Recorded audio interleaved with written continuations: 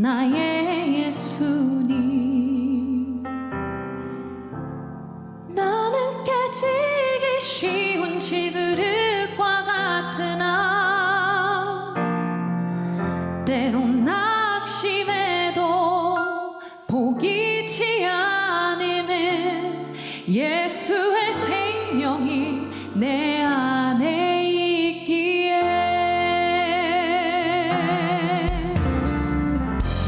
내 삶의 동행자 나의 예수님. 나는 그대가 없는 어린 나비 같으나 늘 쓰러지나 다시 일어나고 예수의 생명이 내 안에 있기에 나의 약함은 나의 자랑이요 나의 실패는 나의 간증이요 나의 아픔은 나의 영광이니 그 부르심 따라 내가 걸어갑니다. 참 고마운 친구 나의 예수님. 참 고마운 친구 나의 예수님. 나는 깨지기 쉬운 질그릇과 같으나 때론 낙심해도 포기치 않으면 예수의 생명이 내 안에 있기에 아멘. 내 삶의 동행자 내 삶의 동행자 나의 예수님. 나는 그대가 없는 어린 나비 같으나 늘 쓰러지나 다시 일어남도 예수 그리스도의 그 생명이 내 안에 있기 때문입니다. 우리 함께 고백합시다. 나의 약함은 나의 자랑입니다. 나의 약함은 나의 자랑이요 나의 실패는 나의 간증이요 나의 아픔은 나의 영광이니 그 부르심 따라 우리의 목소리 높여 고백합니다. 나 가난함은 나의 상급이요 할렐루야. 나 가난함은 나의 상급이요 나 미련함은 나의 자랑이요 나 쓰러짐이 나의 고백이니 그 부르심 따라 이것이 우리의 믿음의 고백인 줄 믿습니다. 나 가난함은 나의 상급입니다. 나 가난함은 나의 상급이요 나 미련함은 나의 자랑이요 나 쓰러짐이 나의 고백이니 그 부르심 따라 내가 걸어갑니다. 그 부르심 따라 그 부르심 따라 내가 걸어갑니다. 주님의 부르심 따라 그 부르심 따라 내가 걸어갑니다. 아멘. 주님의 그 거룩한 부르심 앞에 나아가는 주의 백성 되게 하여 주시옵소서. 할렐루야. 주 안에 있는 나에게 딴 근심 있으랴. 주님의 그 십자가 밑에 우리의 근심 걱정 모두 내려놓기 원합니다.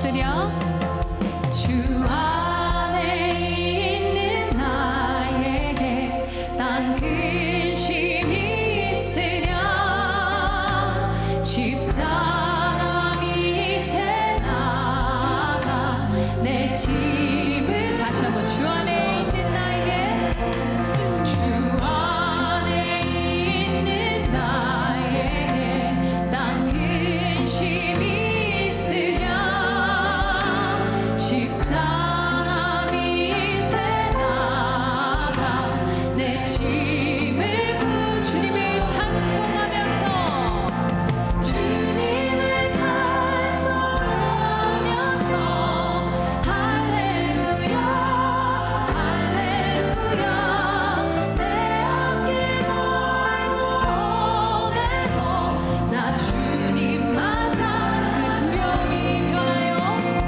그 두려움이 변하여 내 기도 되었고 전날의 한숨 변하여 내 노래 아멘 내 주는 자비하셔서 내 주는 자비하셔서 늘 함께 계시고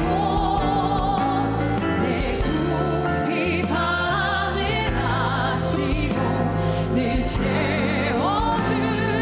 채워주시네 아멘 주님을 찬송합니다 주님을 찬송하면서 할렐루야 할렐루야 내 앞길 걸고 오늘도 주님을 찬송하면서 주님을 찬송하면서 주님을 찬송하면서 할렐루야 할렐루야 내 앞길 걸고 오늘도 나 주님만 내 주와 맺은 언약을 내 주와 맺은 언약을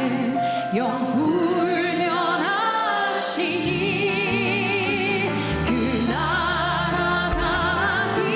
날아가기까지는 늘 다시 한번 내 주와 맺은 언약을 내 주와 맺은 언약을 영훈련하시니 그 날아가기까지는 늘 우리를 지키시고 보호하시네 하나님께 우리의 찬송을 올려드립니다 주님을 찬송하면서 주님을 찬송하면서 할렐루야 할렐루야 내 앞길 걸고 오늘도 나 주님만 나 주님을 찬송 주님을 찬송하면서 할렐루야 할렐루야 내 앞길 걸고 우리 마지막으로 한 번 더 주님을 찬송하면서 할렐루야 주님을 찬송하면서 할렐루야 할렐루야 내 앞길 걸고 오늘도 나 주님만 따라가리 아멘 우리의 찬양을 기쁨으로 받으시는 하나님 아버지께 감사와 영광의 박수 올려드립시다 하나님께 우리의 모든 것을 맡길 때에 우리를 충만하게 채우시는 하나님의 은혜를 경험하게 될 줄 믿습니다 다시 한번 믿음으로 고백합시다 무명이어도 공허하지 않은 것은 예수 안에 난 만족함이라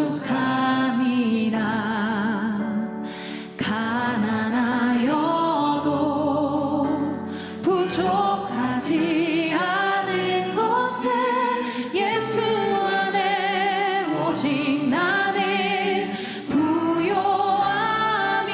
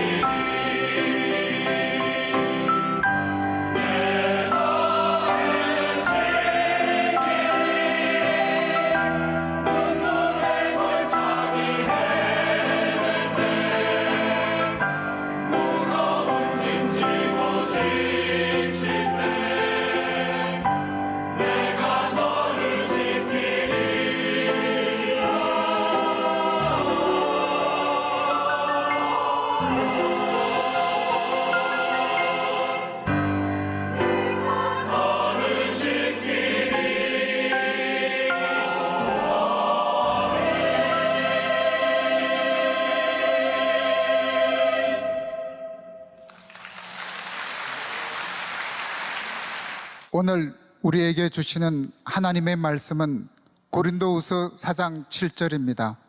고린도후서 4장 7절입니다. 우리가 이 보배를 질그릇에 가졌으니 이는 심히 큰 능력은 하나님께 있고 우리에게 있지 아니함을 알게 하려 함이라. 이는 살아계신 하나님의 말씀입니다.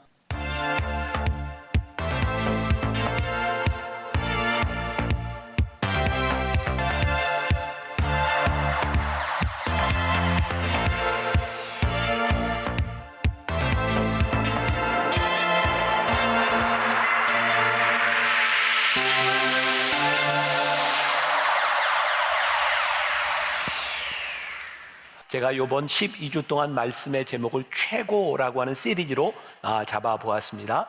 첫 번째 주 어떤 설교였죠? 최고의 역시 기대를 저버리지 않고 있어요. 최고의 예배, 그리고 지난주에는 최고의 사명에 대해서, 오늘은 최고이신 그분께 우리의 모든 짐을 맡겨보자. 오늘은 최고이신 하나님께 초점을 맞추어서 말씀을 나누려고 합니다. 오늘 말씀의 주제는 짐에 대한 부분입니다. 아마 우리가 인생을 살아가면서 다 그런 말 한 번쯤 해보지 않았을까요? 나에게는 짐이 있어. 여러분들의 인생에 짐이 있을 거예요. 우리가 신앙적으로 표현을 한다면 십자가라고 표현을 하기도 하죠. 근데 아무리 신앙적으로 이건 나의 십자가야 라고 표현을 한다 할지라도 십자가는 버겁고 무거운 거예요. 저에게나 여러분들에게나 십자가로 느껴지는 그 어떤 짐이 있을 때 그것은 참 힘든 것 같아요. 중요한 것은 우리들에게 이 십자가와 무거운 짐이 있을 때 어떻게 하나님과 함께 이 짐을 지고 우리의 짐을 어떻게 하나님께 맡길 수 있는가, 오늘 이 말씀을 함께 나누어 보려고 합니다. 오늘 본문 말씀에 보면 사도 바울이 고린도에 있는 교인들에게 이렇게 이야기를 하고 있어요. 우리가 이 보배를 질그릇에 가졌으니, 지금 이 말씀을 보니까 어떤 표현을 하고 있냐면 우리를 가리켜서 질그릇이다 이렇게 표현을 하고 있고, 질그릇은 보잘것없는 것, 깨지기 쉬운 것이지만 그 안에 보배를 가졌다. 그래서 우리 안에 보배가 있기 때문에 큰 능력이, 하나님의 능력이 우리와 함께 하신다는 말씀을 하고 있어요. 사도 바울이 고린도에 있는 교인들에게 하고 싶었던 이야기가 있어요. 우리의 능력에 근거하는 것이 아니라 우리 안에 보배가 있으므로 우리들이 가치 있는 질그릇이 될 수 있다. 깨지기 쉬운 질그릇일지라도 하나님이 우리를 지켜주신다. 지금 이 말씀을 하고 있는 거예요. 지난주에 여러분들과 함께 사명에 대한 이야기를 했어요. 사명 참 좋은 거예요. 때로 사명이 우리들에게 있음으로 인하여 우리의 가슴이 뛰기도 해요. 그러나 사명 역시 우리들에게 무겁고 버거울 때가 많이 있어요. 깨지기 쉬운 질그릇, 우리들이 사명을 가지고 있으나 무거운 짐으로 인하여 버거울 때 염려하지 말라. 너희 안에 보배로 인하여 우리를 지켜주시는 하나님의 능력을 우리들이 경험할 수 있다고 말씀하고 있습니다.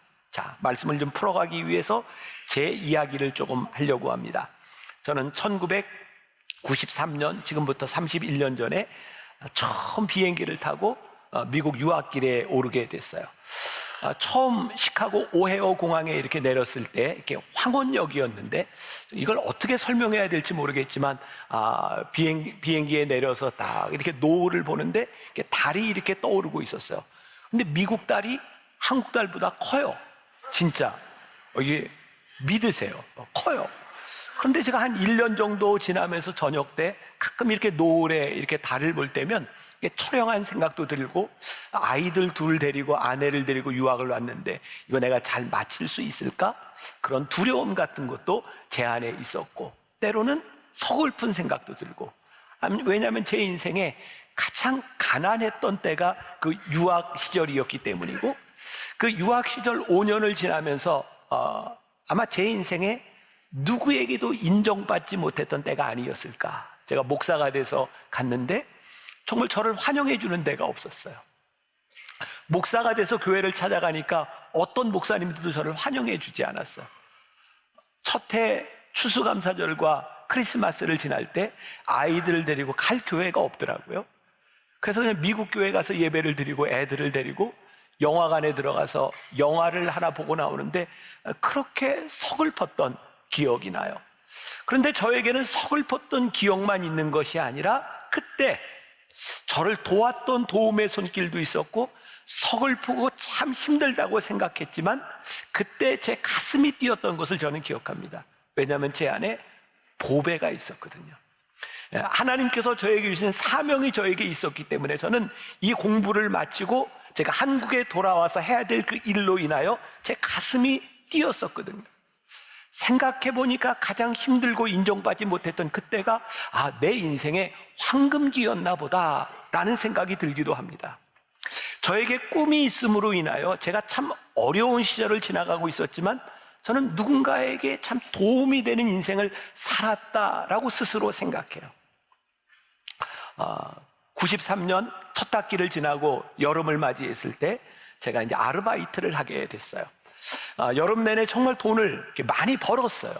그리고 그때 제가 정말 사고 싶었던 노트북을 샀어요. 93년, 94년 무렵에 노트북이 흔치 않았습니다. 정말 비싼 돈을 주고 노트북을 샀어요. 얼마나 좋았는지 제가 사무실에 아르바이트를 하러 가면서 그 노트북을 가지고 갔고 짬이 날 때마다 이렇게 이제 페이퍼를 쓰기도 하고 그리고 노트북을 사무실에 놔두고 점심을 먹고 왔는데 누가 노트북을 훔쳐갔어요.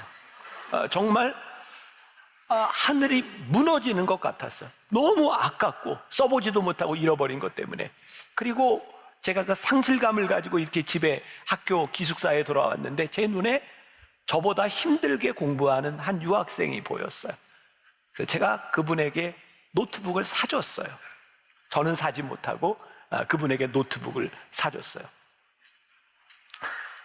정말 기쁜 마음으로 사줬어요. 왜냐하면 제 안에 보배가 있었거든요. 그 당시에 제가 타고 다니던 차가 굉장히 큰 차였어요. 5000cc짜리. 그 당시 유학 시절에 큰 차가 쌌어요.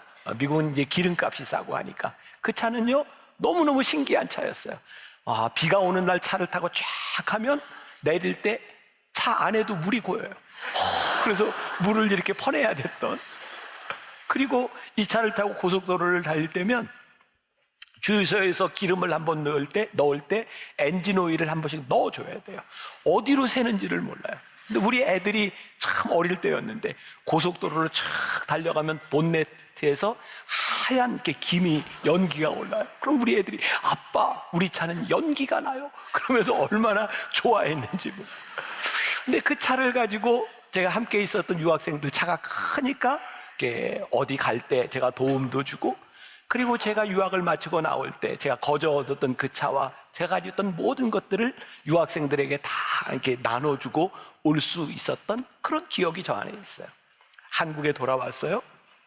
그 당시에 저희 아버님이 여기 담임 목사님이었는데 제가 아들이 여기 왔더니 역차별을 받는 거예요.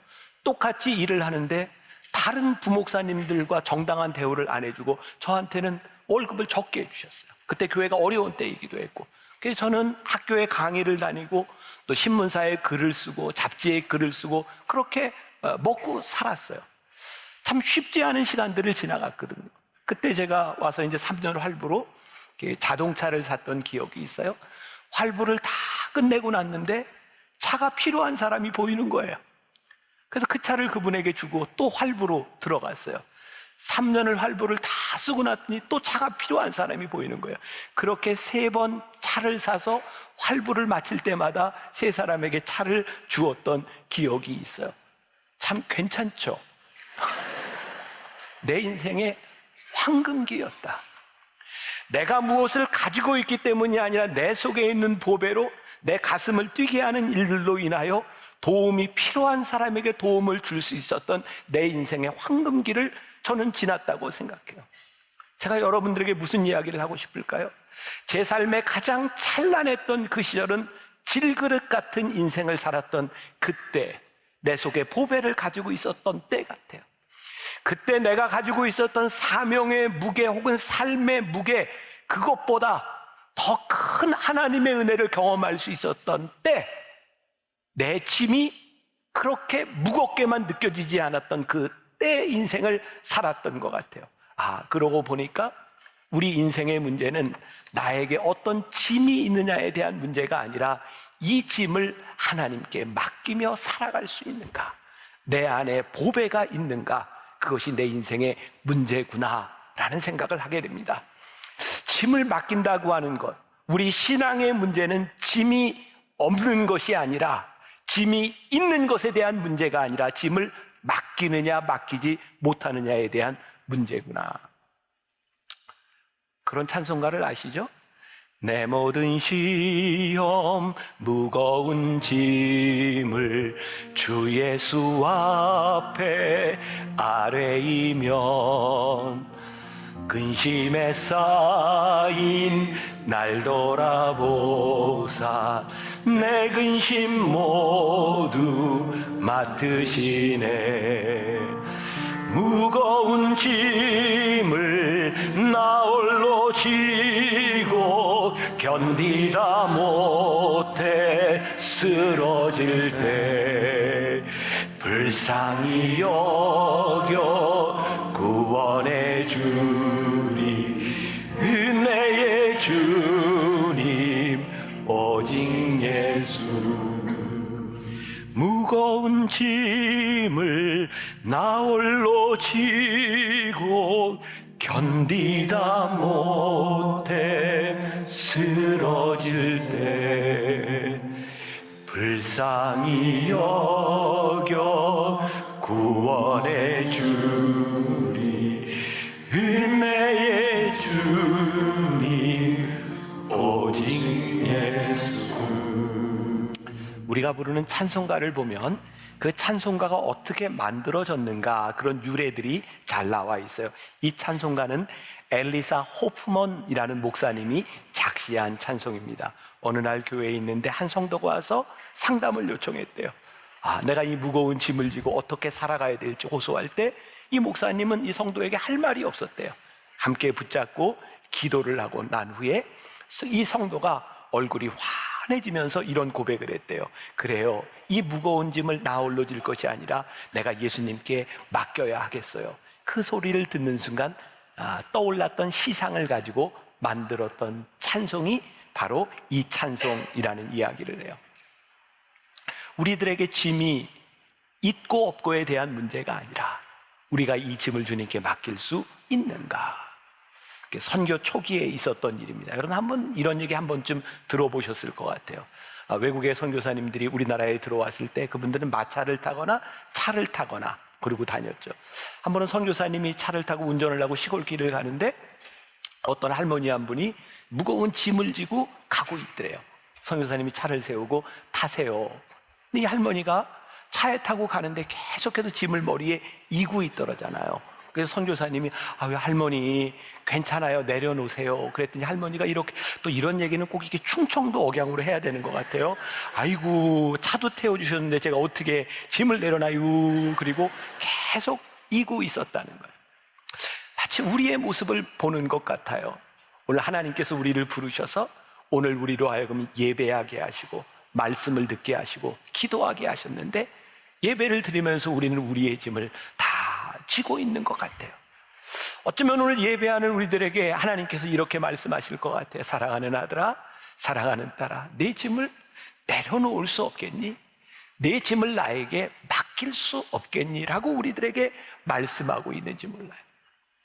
저도 이제 나이가 드나 봐요. 옛날 생각들이 많이 나니까. 조금 전에 제가 유학 시절 얘기했던, 제가 노트북 컴퓨터를 사줬던 그 목사님이 이제 대학 교수를 은퇴하고 지금은 이제 은퇴를 하셨어요. 그분은 정말 저보다 어렵게 유학을 왔어요. 그분에게 들었던 이야기입니다. 시카고로 오는 동안 10서너 시간을 이렇게 비행기를 타고 오는데 정말 힘들게 표를 구입해서 오는데 스튜어디스가 와서 뭘 드실까요? 이렇게 물어보는데 이분은 비행기 안에서 밥을 먹으면 돈을 내는지 알고 끝까지 괜찮아요? 괜찮아요. 그리고 밥을 안 먹었대요. 요즘 사람들이 들으면 정말 이해할 수 없는 그런 일인데 그때는 그랬었다고요. 괜찮아요.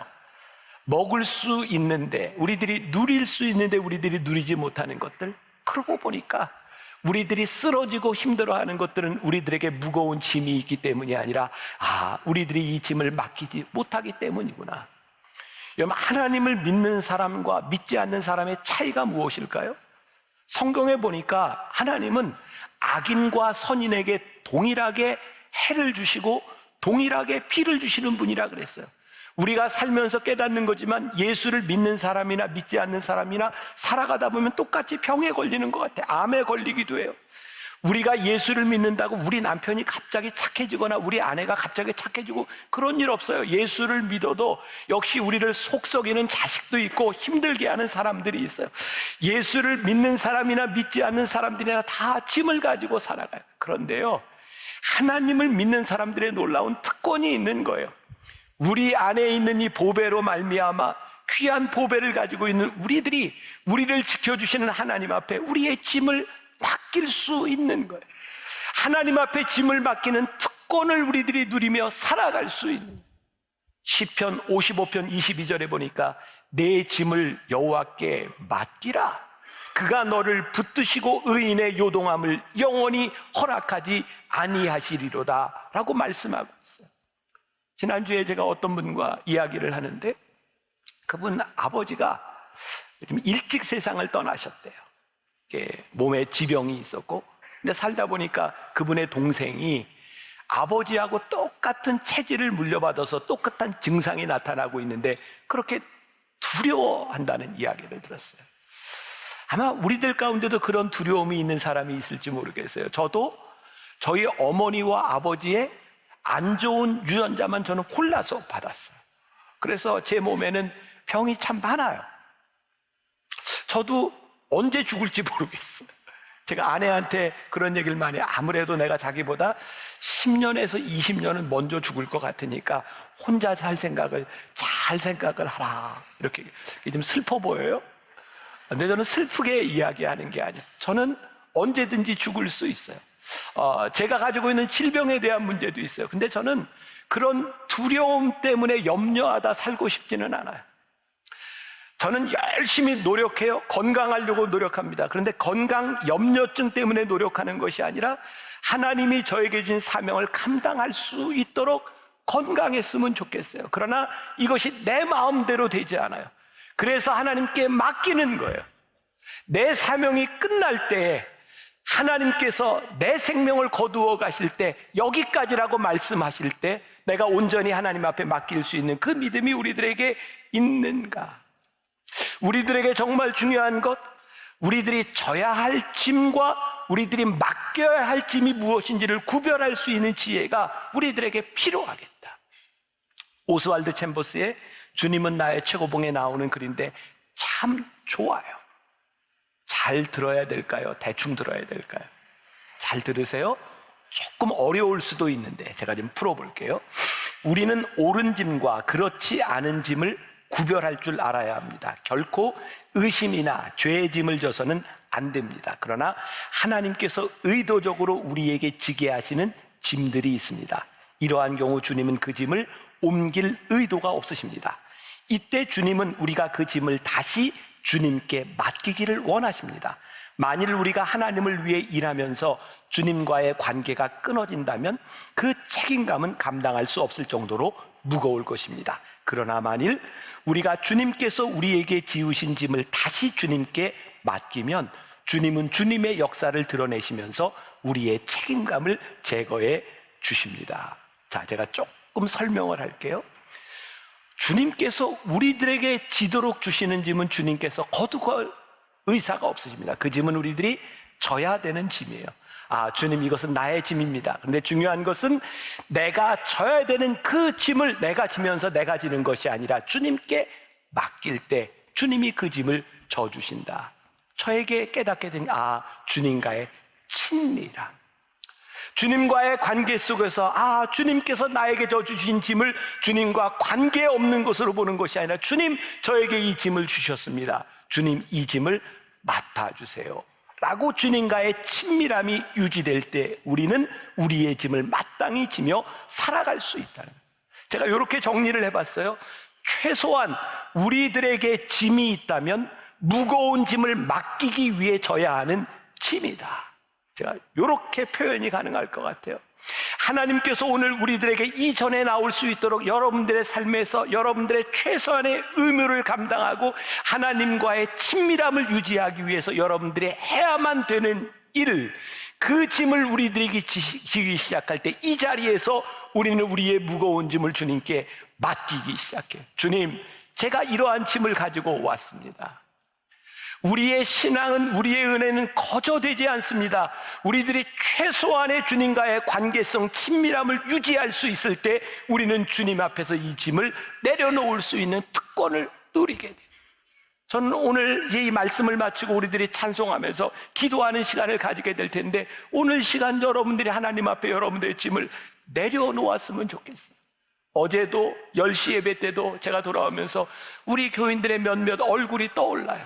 제가 여러분들의 사정을 다 알지 못해요. 그러나 제가 알고 있는 사람들의 얼굴이 또 그런 기도가 되는 거야. 하나님, 저 무거운 짐을 지고 여기 와서 그냥 그 짐을 가지고 가는 사람이 아니라 오늘 말씀을 들을 때, 기도할 때, 찬송할 때 하나님 앞에 그 짐을 맡겨 놓을 수 있는 믿음을, 은혜를 허락하여 주옵소서. 세상은 살아가는 방법, 이 세상이 가장 두려워하는 것이 뭔지 아세요? 불확실성이에요. 불확실성만큼 우리의 인생에 무거운 짐이 없어요. 혹시 여러분들 등산을 하는 분들은 그런 경험이 있을 거예요. 길을 모르고 올라갈 때 처음 가는 그 길이 무척 멀고 힘들어 보여요. 근데 다시 되짚어 내려올 때면 그 길이 좀 짧아 보여요. 길이 짧아진 건 아닌데 내가 그 길을 알고 있거든요. 그러고 보니까 매일 산책을 하거나 매일 등산하는 그 길이 나에게 익숙해지면 그 길에 대한 두려움이 없어요. 제가 몇 해 전에 미국에 가서 이제 집회를 하고, 저는 시간이 남을 때마다 걸어요. 그래야 제가 건강을 유지하니까. 그래서 옆에 한 공원에 이렇게 들어가서 걷게 되었는데, 공원이 무지하게 컸어요. 이렇게 이제 지도를 바라보고 이렇게 걷는데, 걷다가 막 천둥이 치고 이제 비가 오려고 하는데, 갑자기 두려움이 생겨. 이거 내가 이 날이 어두워지기 전에 갈 수 있을까? 그래서 전화를 해서 경찰에게 내가 길을 잃은 것 같다고. 경찰이 와서 저를 데려주는데 바로 옆이에요. 얼마나 창피했는지 몰라요. 근데 생각해보니까 내가 왜 두려웠을까? 길을 모르는 거예요. 불확실성만큼 우리들에게 두려움을 가져다 주는 게 없어요. 그래서 이 세상의 상식적인 잣대에서 보면 확실성이 상식적인 삶의 지표예요. 얼마나 확실한가. 그런데요, 우리들이 살아가는 삶이 그렇게 확실하지 않다고요. 우리들이 살아가는 삶이 불확실성으로 가득 차 있다고요. 여러분들이 계획하고 여러분들이 생각한 대로 여러분들의 인생이 되지 않는다고요. 여러분들의 무거운 짐이 그대로 되지 않는다고요. 그런데 정말 놀라운 사실을 하나 발견하게 되는데, 불확실성이야말로 은혜로운 영적 삶의 지표가 될 수 있다는 거예요. 하나님, 내 인생의 이 불확실성 때문에 하나님 앞에 나의 인생을 맡깁니다. 그리고 하나님의 인도하심을 우리들이 경험해 가기 시작할 때 우리는 하나님의 은혜를 느끼며 살아가요. 제가 이걸 어떻게 표현할 수 있을까요? 저는 제가 은혜를 받고 하나님이 나를 사랑하십니다라는 고백을 한 순간부터 제가 깨닫게 된 게 있거든요. 하나님은 내 인생의 계획대로, 내 기도대로 내 인생을 이끌어 가시는 분이 아니라 하나님의 계획대로 나를 이끌어 가신다는 고백을 하게 되었거든요. 내 인생의 가장 확실한 것이 하나님의 계획 가운데 있는 것이었어요. 그러면 우리들에게 이런 의문이 들지 몰라요. 그럼 우리는 왜 기도해요?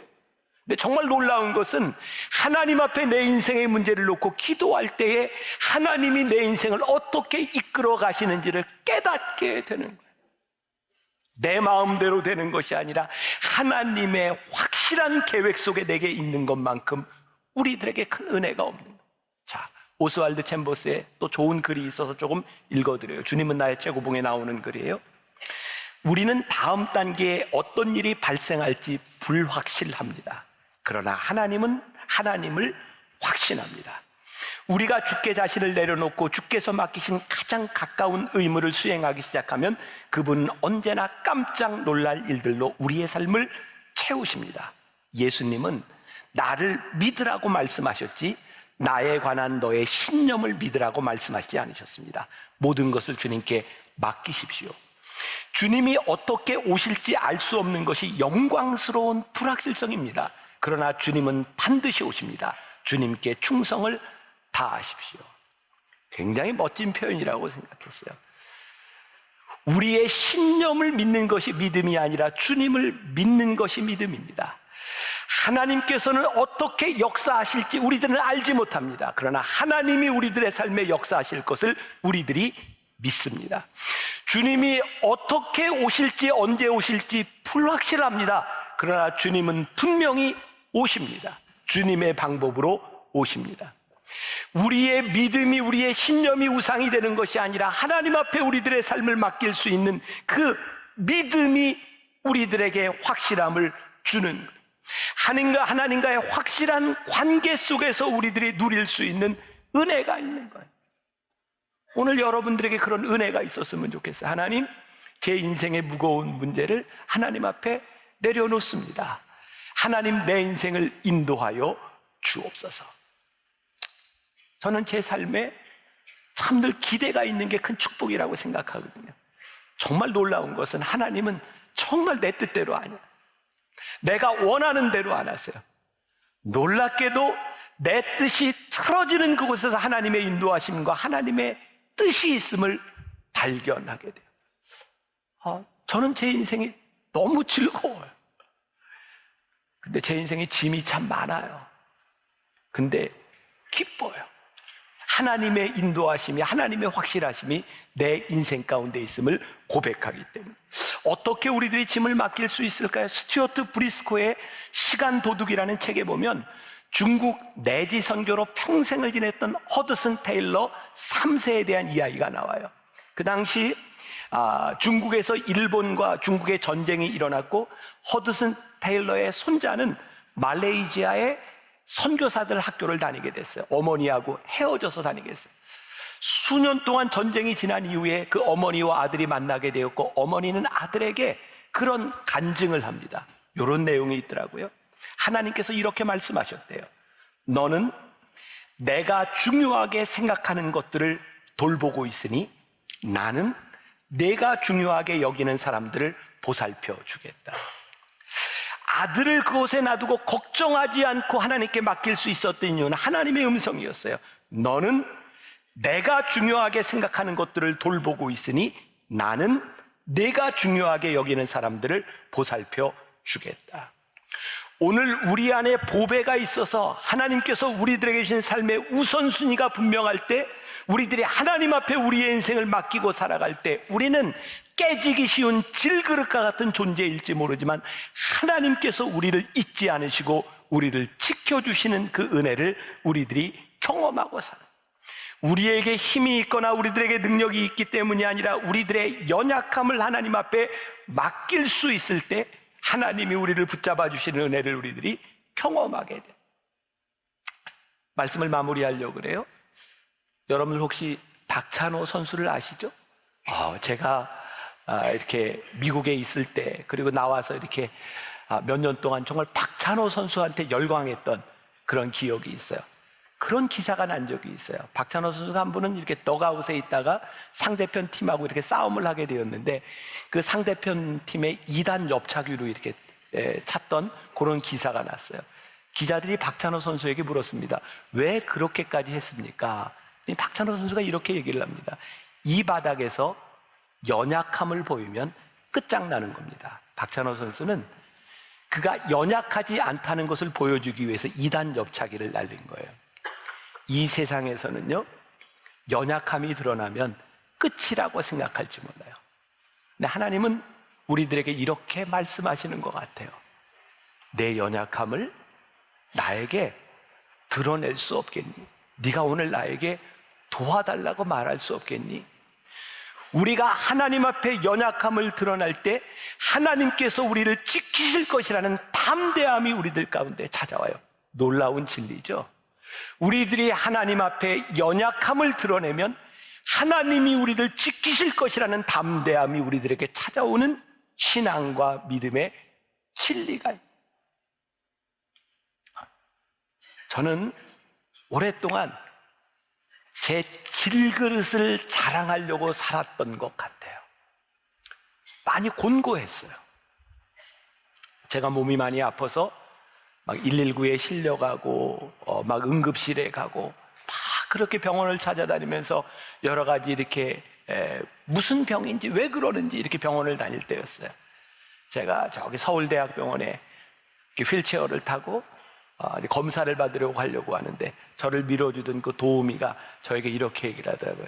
딱 보니까 이거 CEO병이네요. 그러면서 저에게 이런 얘기를 하더라고요. 목사님, 이거 기업의 회장, 사장들이 걸리는 CEO병입니다. 그 얘기를 듣고 너무 부끄러웠어요. 내가 CEO들이 걸리는 병에 걸려 있구나. 여러분, 나무에 높이 올라가면 모두에게 부끄러움이 보여요. 기업에서는 그런 얘기를 하더라고요. 연봉이 올라가면 올라갈수록 이제 고만둘 때가 다가오고 있다고. 우리가 힘을 가지면, 우리들이 능력을 가지면, 우리들이 자랑을 하면 될 것이라고 생각했는데 그게 아니더라고요. 내 그릇을 돋보이려고 하면 할수록 우리는 하나님께 도움을 구하는 것이 아니라 우리들이 무언가를 치장하려고 하는 것 같아요. 부끄러웠어요. 그때부터 제가 연약함을 고하기 시작했어요. 하나님, 저는 이렇게 연약한 존재입니다. 하나님, 저는 이렇게 부족한 존재입니다. 근데 참 놀라운 일이 일어나기 시작했어요. 내 연약함이 내 삶의 자랑거리가 되기 시작했어요. 내 연약함을 하나님이 붙잡아 주신다는 간증이 제 안에 있기 시작했어요. 하나님의 도우심이 내 안에 있구나. 하나님의 도우심이 없이는 내가 살 수 없는 존재이구나. 하나님이 나를 도와주시는구나. 제 안에 담대함이 찾아오기 시작했어요. 사랑하는 여러분, 최고이신 주님께 여러분들의 짐을 맡겨보시지 않겠습니까? 주님, 저는 연약합니다. 저를 도와주세요. 여러분들의 모든 문제들을 하나님 앞에 고해 보시지 않겠습니까? 그때 우리들에게 담대함이 생길 거예요. 하나님이 나를 지키실 것입니다. 하나님이 나와 함께 하실 것입니다. 우리들에게 담대함이 찾아올 거예요. 오늘 이 시간 여러분들에게 주신 짐을 기꺼이 지겠다는 마음으로 하나님 앞에 나와 그 짐을 하나님께 다시 맡기는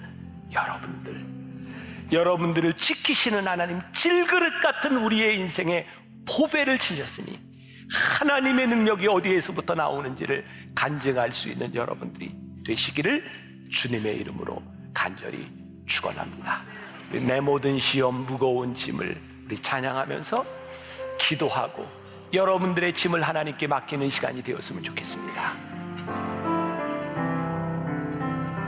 내 모든 시험 무거운 짐을 주 예수 앞에 아뢰이면 근심에 쌓인 날 돌아보사 내 근심 모두 맡으시네. 내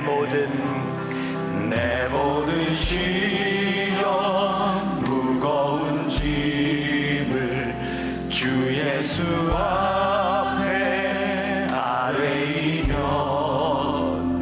근심에 쌓인 날 돌아보사 내 근심 모두 맡으시네. 내 모든 시험 무거운 짐을 주 예수 앞에. 오늘 우리가 하나님 앞에 나와 예배하며 하나님 우리의 무거운 짐을 하나님 앞에 내어놓습니다. 내 짐이 버겁습니다. 주님, 내 짐이 무겁습니다. 하나님, 내 인생의 이 짐을 지고 어떻게 가야 할지 두려움이 우리들 가운데 있습니다. 하나님, 모든 것이 불확실합니다. 어떻게 살아야 될지 답답할 때가 많이 있습니다. 그런데 오늘 우리들에게 주신 확신이 있습니다. 우리를 사랑하는 하나님의 뜻대로 부르심을 입은 자들에게는 모든 것이 합력하여 선을 이루리라 말씀하셨습니다. 누가 우리를 그리스도의 사랑에서 끊을 수 있으리요. 오늘 우리들에게 말씀하시는 하나님의 우리의 연약함을 내어놓습니다. 하나님, 우리는 깨지기 쉬운 질그릇 같은 존재입니다. 우리는 연약한 존재입니다. 오늘 우리들에게 주시는 담대함이 있습니다. 하나님이 나를 지켜주실 것입니다. 하나님이 나를 붙잡아 주실 것입니다. 하나님이 나와 함께 주님 이 믿음을 가지고 이 믿음 가운데 그렇습니다 주님. 아버지 하나님, 우리들이 연약할 때 우리를 붙잡아 주시옵소서. 오 주님, 우리를 붙잡아 주시옵소서. 아버지 하나님, 우리들에게 부르시기를 원합니다. 나 홀로 지고 견디다 못해 쓰러질 때 불쌍히 여겨 구원의 주님, 은혜의 주님, 오직 예수. 무거운 짐을 나 홀로 지고 견디다 못해 쓰러질 때 불쌍히 여겨 구원의 주님, 은혜의 주님, 오직 하나님, 우리는 깨지기 쉬운 질그릇과 같은 존재입니다. 하나님, 우리는 연약합니다. 우리의 무거운 짐을 지고 가기에는 버겁습니다. 그래서 오늘 우리들이 주님께 간절히 기도합니다. 주님, 도와주세요. 주님, 우리는 연약합니다.